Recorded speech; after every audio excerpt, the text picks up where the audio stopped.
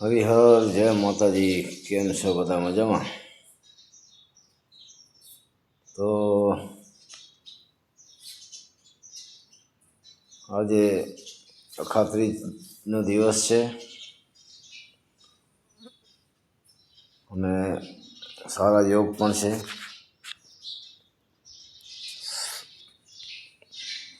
સમૂહ લગ્નનો પણ માહોલ છે. ઘણા સિંગલ પણ લગ્ન હશે ક્યાંક ને ક્યાંક કચ્છની અંદર, ગુજરાતની અંદર. તો બધાને મારા તરફથી અખાત્રીજની ખૂબ ખૂબ શુભકામના અને આવતા વર્ષની 2023 અખાત્રીજ સુધી ઈશ્વર આપણી કમાણીમાં સારા અવસરો, સારા કર્મો કરાવે એવી મારી હાર્દિક શુભકામના. સમજજો. નામની તો જરૂર નથી, જેટલા જોવે છે એ તો જાણતા જ હશે ને કદાચ નહીં જાણતા હોય એ મારી આઈડીમાં નામ ગોતી લેશે. તો આજે આપણે થોડીક સમાજ સંસ્કાર એ વિશે વાત કરી અને કેમ રહેવું અને ક્યાં જવું ને ક્યાં ન જવું. તો ભાઈ આપણે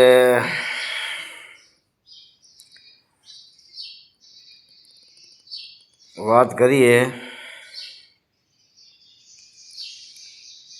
કે ઘડી પલ કી ખબર નહીં અને કરે કલ કી બાત, જીવ ઉપર જમડા ફરે જેમ તેતર ઉપર બાજ. વાતો કરવી, સાંભળવી,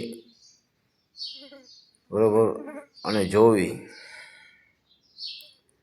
એ આપણો આમ તો જ્યારથી મને ખ્યાલ લગભગ તો આ ભૂકંપ પછી આ સેલફોન આવ્યા ત્યારથી આ બધું ચાલુ થઈ ગયું છે. કોઈ પણ સમાચાર હોય, સારા કે ખરાબ કે કોઈ પણ ગમે એ હોય, પહેલાં આપણે પોસ્ટકાર્ડ લખતા લગભગ 10 કે 15 પૈસાનું આવતું અને એ 15 દિવસે પહોંચતું. બરાબર, ત્યાં સુધી કોઈને ખબર ના હોય કે ભાઈ બાજુના ગામ 20 કિલોમીટર ઉપર શું થયું છે. આજે 1000 કિલોમીટર ઉપર નહીં, પણ મને લાગે છે દુનિયામાં જ્યાં જે થયું હોય ને એ આપણા પાસે વધુમાં વધુ આપણી પાસે 10 થી 15 મિનિટમાં ખબર પડી જાય કે દુબઈમાં આ થયું, કરાચીમાં આ થયું. ટેકનોલોજીના હિસાબે, વૈજ્ઞાનિકોના હિસાબે માણસ ચંદ્ર ઉપર જાય છે, મંગળ ઉપર જાય છે, બરાબર, બધા ગ્રહ ઉપર જાય છે. તો હવે વાત એ કરવી છે, માણસ જ ગ્રહ ઉપર જાય, મંગળ ઉપર જાય, ચંદ્ર ઉપર જાય, શનિ ઉપર જાય, તો એને કાંઈ તકલીફ નથી થતી. સામેથી ઉપર જાય છે અને આપણને કંઈ તકલીફ થાય જોવરાવી તો કહેશે તને મંગળ નડે છે, તને સૂર્ય નડે છે, તને શુક્ર નડે છે, શુક્ર નીચનો છે, ઓલે ઊંચનો છે. તો એનું શું કામ સમજવાનું કયો કંઈ? ઓલે આ વૈજ્ઞાનિકો 6 મહિના રહે છે ગ્રહની ઉપર અને આપણા ઉપર એક જ મહિનો હર ગ્રહ બદલે છે. સૂર્ય 100 મહિનો બદલે, ચંદ્ર ક્યારેક 2 દિવસે કે 4 દિવસે બદલે. બરાબર, આવી રીતના ગ્રહની સ્થિતિ હોય છે કે કાયમ એકને એક મહિનો 12 માસ રહેવા વાળો એક જ ગ્રહ છે ગુરુ અને બીજો છે શનિ. એ એક જ રાશિમાં 2.5 વર્ષ રહે છે. હવે એ વાત કરી તો એ શનિ ગ્રહ છે એ આપણો છે જજ ગ્રહનો અને ન્યાયાધીશ કહો તો ચાલે. એ ન્યાયના દેવતા છે. ચંદ્ર આપણો મનનો કારક છે. બરાબર, તો મનનો કારક કેમ કે ચંદ્ર તમારો જન્મ વખતે કેવો છે, શું છે, એ પ્રકારે તમારે જોવું પડે, અને જે નામ પડે છે એ આપણા પણ ચંદ્ર ઉપરથી નામ પડે છે. હવે ચંદ્ર મનનો કારક છે, તો પાણી કહો ને, જે પાણી એ ચંદ્ર છે, બરાબર. તો મનમાં તમારે જે વિચાર સારા હોય, કોઈ ખરાબ આવે, જે થાય, તો એ તમારો જન્મના ચંદ્રના હિસાબે હોય, અને એમાં તમારે કોઈ જાતનો કોઈ વિધિથી કોઈ કે ફેર પડે તો મને લાગતો નથી. મારો પોતાનો ચંદ્ર ખરાબ હતો જન્મથી, બરાબર, ને હજી કુંડલી મારી પડી છે. શુક્ર મારો ખરાબ હતો, બરાબર, નીચનો કે જે કે ઊંચનો કે જે તે, તો એ હજી પણ મારા પાસે પડી છે. તો એ બધાય ગ્રહ હોય કે શનિ તમારે ભલે પનોતી હોય, બરાબર, કોઈ કે આમ તો એ તમારી વાત ક્યારે મને એવું લાગતું નથી ભાઈ, મને કોઈ એનાથી પૂજા કરાવવાથી કે વીંટી પહેરવાથી કે એનાથી મને કોઈ ફાયદો મળ્યો નથી. આ જુઓ, મારામાં એકે પણ વીંટી છે નહીં, બરાબર, એકે ગ્રહની કે હજી નથી, આમ માળાએ નથી, જોઈ લો લોકમાં. તમારા કર્મ જ તમને બધી વસ્તુ અપાવે, બધું કરાવે. સારા કર્મ હશે તો સારી વસ્તુ તમને મળશે, ખરાબ કર્મ હશે તો ખરાબ મળશે. એમાં તમારે કોઈ ચિંતા કરવા જેવી નથી, બરાબર છે. તમારા ભાગ્યમાં જેટલું હશે એટલું જ તમને મળશે, અને તમારા કર્મ જેટલા હશે સારા ભોગવવાના, એટલા તમારે સારા ભોગવવા મળશે. ખરાબ ભોગવવાના હશે એટલા તમારે ખરાબ ભોગવવા જ પડશે. પછી તમારી પાસે પ્રોપર્ટી સંપત્તિ હોય તોય ભલે, અને ના હોય તોય ભલે. ઘણા માણસો તમે જોશો કે ભાઈ નાનપણથી દુઃખ જોયું હોય, પછી પોતાની સમજણમાં આવે, ભણે ગણે ને પછી પ્રોપર્ટી બનાવે, પૈસા થાય, તો એમને શું લાગે કે હવે આપણે સુખ જ છે. સુખ છે એમાં ના નહીં, પણ એ જોવા પૂરતું સુખ છે ભાઈ. એ તમારા આગલા જન્મનો જે કર્મ હતા એ કર્મની દેન છે તમારે. અને જે તમે આજીવન તમે સમજી લો કે જિંદગી તમે જીવો, કદાચ જેટલા વર્ષની હોય એટલા વર્ષની, 50, 60, 70 કે 65, બરાબર, અને છતાંય જો તમને સુખ ન મળે તો એમાં તમારે ક્યાંય દાણા જવાની જરૂર નથી. એક તમારા ઈષ્ટદેવ ને તમારી કુળદેવીની જો કૃપા હશે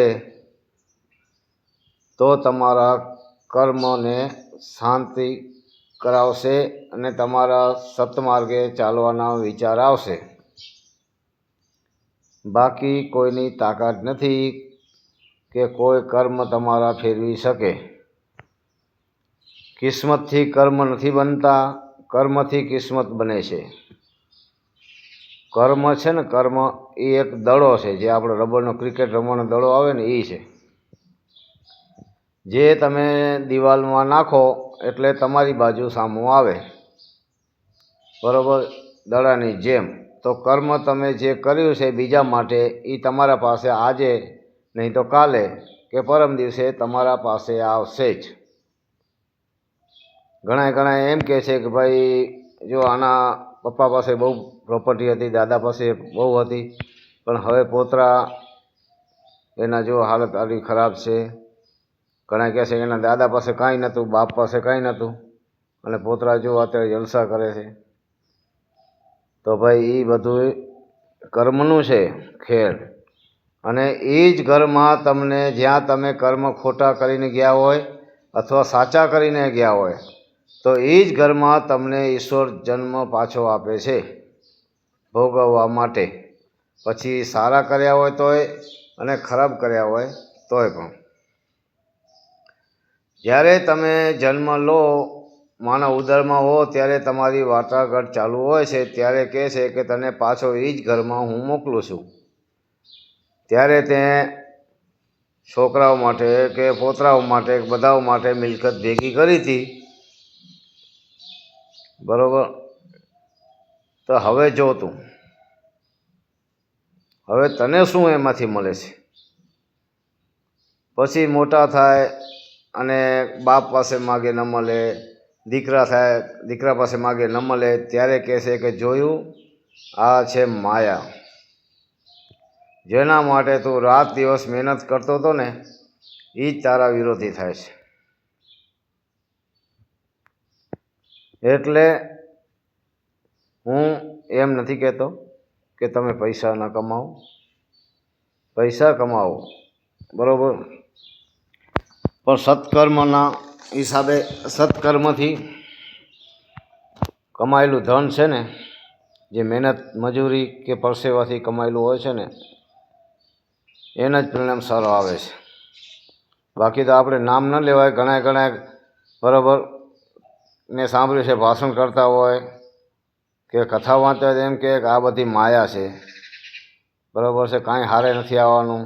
તો તમે 20-25 લાખ રૂપિયા લ્યો છો સાહેબ, તો શું કરવાનું કહો? એટલે પૈસા હશે તોય ભલે, ન હોય તો ભલે. એવું નથી કે તમે અબજોપતિ હશો તો તમારો હિસાબ નહીં લેવામાં આવે, કારણ કે એ વીઆઈપી છે, એટલે એની ટ્રીટમેન્ટ પણ વીઆઈપી હોવી જોઈએ ને ઈશ્વરના દરબારમાં. એવું નથી. એ કદાચ ઓલી ટેસ્લા કારમાં કદાચ ફરતા હશે ને, મર્સિડીઝમાં, કે 1.5 કરોડની કે 5 કરોડ કે 10 કરોડની ગાડીમાં, એને પણ હરિદ્વાર તો એક 25 રૂપિયાના ઘડામાં જ જવાનું છે, અને ગંગા નદીમાં હાડકા વહાવી દેવાના છે. પછી એમાં હારે બહુ તો કદાચ કોઈ હારા માણસ આવશે તો એકાદો હોનાનો કે ચાંદીનો ટુકડો નાખશે. એમાં કંઈ જેટલું હોનું ભેગું કર્યું છે એટલું તો નહીં નાખે ભાઈ, કે નહીં તારા નામની જે બેંકમાં બેલેન્સ હશે એ નહીં નાખે. બ્રાહ્મણોને માન આપશે મને લાગે છે, સસ્તો બ્રાહ્મણ જોશે. એના કરતાં જે તમે કર્મ સારા કરો છો, કોઈ દેવસ્થાનોમાં ખર્ચો કરો છો એ હાલશે. કોઈ નાની બાળાઓ દીકરીઓને જેનામાં તમને સ્વાર્થ ન હોય ત્યાં દાન ત્યાં કરો કે જ્યાં તમને સ્વાર્થ ન હોય. આજે આપણે કોઈનું ઉતારી નથી પાડતા, પણ ઘણા માણસો એવા છે બરાબર કે ભાઈ લાવો અમે દાન કરી છે, અમારા માટે દાન લેવા માટે ગામો ગામ ફરે છે, રખડે છે, ક્યાંક કંપનીઓમાં જાય છે કે ભાઈ અમને દાન આપો, બરાબર. તો કંપનીવાળાને જ કહો ને, તમે રોકડા લઈને દાન લેવા જાઓ છો તો કંપનીવાળાને કહો ભાઈ આ કામ કરવું છે તમે કરી દો, બરાબર. કોઈને ગાયોને ચરો નાખવો હોય, કૂતરાના રોટલા હોય, ચબૂતરો હોય કે જે હોય, તો એ કંપનીવાળાને એમ કહેવાય કે તમે બનાવી આપો ભાઈ. આપણે લેવાની, રોકડા લેવાની આપણે ક્યાં જરૂરત છે? આજે આ એક જાતનો કહે ને તો ઘણી જગ્યાએ તમે જોયા છે, એક બિઝનેસ થઈ ગયો છે. એમાંય સબસિડી મળે પાછી. 2 લાખ દાન મળે તો આપણે 1.5 લાખ વાપરવાના, ધર્માદાના 50,000 આપણા રાખી દેવાના. એટલે જેટલું બને એટલું સત્ય કર્મ કરો અને વટથી જિંદગી જીવો. કોઈનું સારું ઈચ્છો, બરાબર. બાકી કર્મ કોઈને છોડતું નથી.